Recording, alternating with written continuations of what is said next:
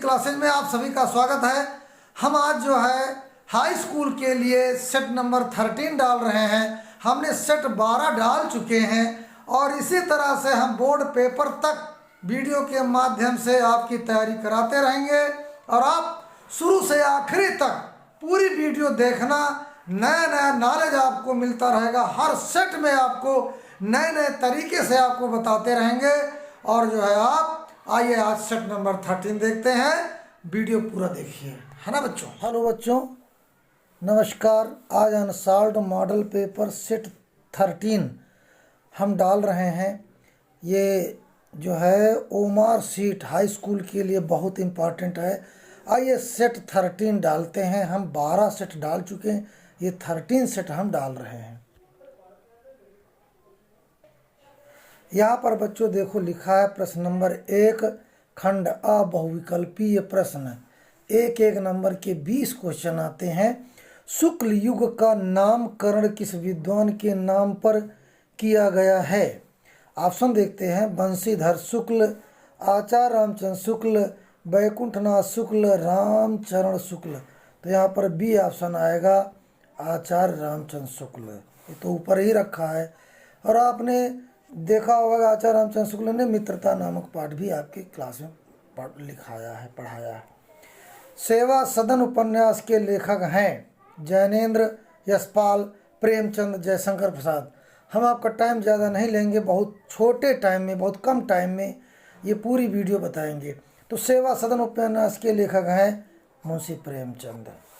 इसके बाद बच्चों अगला क्वेश्चन आता है, शुक्ल युग के नाटककार निम्नलिखित में से कौन नहीं है? कौन नहीं? यहाँ ध्यान दो, यहाँ जो है 3 है, 1 नहीं, उसमें निशान लगाना है। जयशंकर प्रसाद, डॉक्टर राम कुमार वर्मा, हरिकृष्ण प्रेमी, भारतेंदु हरिश्चंद्र। तो यहाँ पर बच्चों भारतेंदु हरिश्चंद्र भारतेंदु युग के हैं। बाकी ये 3 जो है आपके शुक्ल युग के नाटककार हैं। अब भारतेंदु हरिश्चंद्र शुक्ल युग के नाटककार नहीं है, इसलिए हम इसमें डी में निशान लगाएंगे। इसके बाद बच्चों 4th है, देखते हैं हम ऐसे, है ना। थोड़ा इसको हम और झूम कर लेते हैं ऐसे। प्रसिद्ध आत्मकथा क्या भूलूं क्या याद करूं के लेखक हैं। क्या भूलूं क्या याद करूं इसकी विधा है आत्मकथा। अब इसके लेखक कौन है? तो यहाँ देखिए ऑप्शन हरिवंश राय बच्चन, डॉक्टर राजेंद्र प्रसाद, पांडे वेचन शर्मा उग्र, रामविलास शर्मा। तो यहाँ पर बच्चों पहला ऑप्शन होगा हरिवंश राय बच्चन। इसके बाद बच्चों अगला चलते हैं हम 5वां। निम्नलिखित में से कौन प्रसिद्ध यात्रा साहित्यकार हैं? जयशंकर प्रसाद, प्रेमचंद, राहुल सांकृत्यायन, हजारी प्रसाद द्विवेदी। तो बच्चों यहाँ पर जो है सी ऑप्शन सही होगा, राहुल सांकृत्यायन। इसके बाद अगला क्वेश्चन आपके यहाँ, रीत काल के वीर रस के प्रसिद्ध कवि हैं देव, घनानंद, भूषण, बिहारी। जब बार बार आप वीडियो देखोगे तो ये सारी चीज़ें आपकी मजबूत होंगी। तो यहाँ पर बच्चों कवि भूषण रीतकाल के वीर रस के प्रसिद्ध कवि हैं। इसके बाद देखिए यहाँ पर वीर रस पूछा गया। अगर श्रृंगार रस में पूछा जाता रीतकाल के तो हम बिहारी लिख देते हैं, लेकिन यहाँ भूषण ने जो है रीतकाल के वीर रस के प्रसिद्ध कवि हैं भूषण। आगे देखिए यहाँ पर रामचंद्रिका के रचनाकार हैं बिहारी, केशवदास, भूषण, मतिराम। तो यहाँ पर रामचंद्रिका के रचनाकार हैं केशवदास। इसके बाद बच्चों अगला आता है आपका प्रिय प्रवास। प्रिय प्रवास, प्रिय प्रवास किसकी रचना है? जयशंकर प्रसाद, श्रीधर पाठक, सिया राम शरण गुप्त, अयोध्या सिंह उपाध्याय हरिओद। तो यहाँ पर बच्चों अयोध्या सिंह उपाध्याय हरिओद ने प्रिय प्रवास लिखा है, इसलिए प्रिय प्रवास किसकी रचना है? अयोध्या सिंह उपाध्याय हरिओद की। यहाँ पर देखिए राम की शक्ति पूंजा के रचनाकार हैं सूर्यकांत त्रिपाठी निराला, महादेवी वर्मा, रामधारी सिंह दिनकर, सुमित्रानंदन पंत। तो बहुत बढ़िया सवाल है। यहाँ पर आएगा सूर्यकांत त्रिपाठी निराला, है ना। फिर के बाद निम्नलिखित में से कौन प्रगतिवादी युग के कवि नहीं है? 3 लोग प्रगतिवादी युग के हैं, एक नहीं ना है, तो वही हम लिखेंगे यहाँ पर। ऑप्शन देखिए, नागार्जुन, त्रिलोचन, केदारनाथ अग्रवाल, भारतेंदु हरिश्चंद्र। तो यहाँ पर फिर वही आएगा, भारतेंदु हरिश्चंद्र जो है ये प्रगतिवादी युग के नहीं भारतेंदु युग के हैं, और नागार्जुन, त्रिलोचन, केदारनाथ अग्रवाल ये सब प्रगतिवादी युग के कवि हैं, लेकिन कौन कवि नहीं है? भारतेंदु हरिश्चंद्र, इसलिए डी पर ऑप्शन लगाएंगे।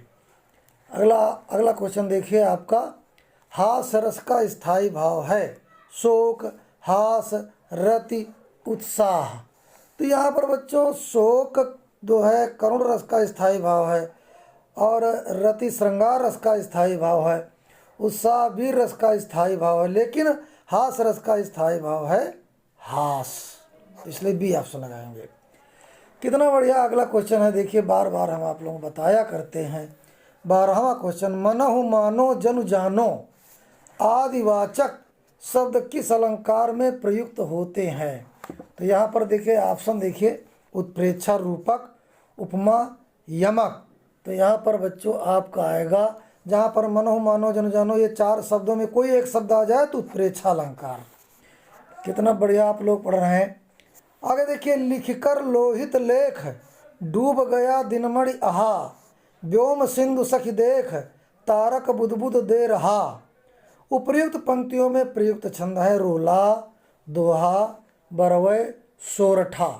तो यहाँ पर देखिए यहाँ लेख और देख मैचिंग कर रहा बीच में, और ये दोहा छंद का उल्टा है, इसलिए यहाँ पर सोरठा आएगा। कौन सा आएगा? सोरठा। और अगर इसको हम दोहा बनाना चाहते हैं तो ये लाइन आगे कर देंगे, इसको पीछे, जैसे डूब गया दिनमणि आहा, डूब गया दिनमणि आहा, लिख कर लोहित लेख, तारक बुदबुद दे रहा, व्योम सिंधु सखी देख। ये तो हुआ दोहा, लेकिन इसमें क्या लिखा? लिख कर लोहित लेख, डूब गया दिनमणि आहा, व्योम सिंधु सखी देख, तारक बुदबुद दे रहा। ये सोरठा छंद है, क्योंकि दोहे का उल्टा सोरठा और सोरठे का उल्टा दोहा होता है, तो यहाँ पर सोरठा होगा। अगला देखें हम 14। तो 14 में देखते हैं, उपसर्ग से बना शब्द नहीं है। देखिए, उपदेश, ऊपर, उपनाम, उपवन। तो इसमें बच्चों ऊपर जो है ऊपर में उपसर्ग नहीं ना है, तो हम इसमें निशानी लगाएंगे। बाकी देखो, इसमें भी उप है, इसमें भी उप है, इसमें भी उप है, लेकिन ऊपर में उप नहीं, इसलिए यहाँ पर बी ऑप्शन लगा, क्योंकि ऊपर में कोई उपसर्ग लगा ही नहीं, कोई उपसर्ग ऊपर में नहीं लगा। बाकी इसमें देखो, उपदेश में उपसर्ग है, नाम में उपसर्ग है, वन में उपसर्ग है। इसके बाद 15 देखिए, निर्जन शब्द में किस उपसर्ग का प्रयोग किया गया है? नी, नीर, नि, निर। तो यहाँ पर बच्चों डी ऑप्शन आएगा, नीर, है ना। त्रिवेणी में कौन सा समास है? त्रिवेणी में कौन सा समास है? तो यहाँ पर देखिए, द्वंद्व, कर्मधारय, द्विग, अव्ययी भाव। अब यहाँ त्रिवेणी तीन गिनती है ना, संख्यावाची, तो द्विग आएगा, सी ऑप्शन सही होगा। कितना बढ़िया आप पढ़ रहे हैं।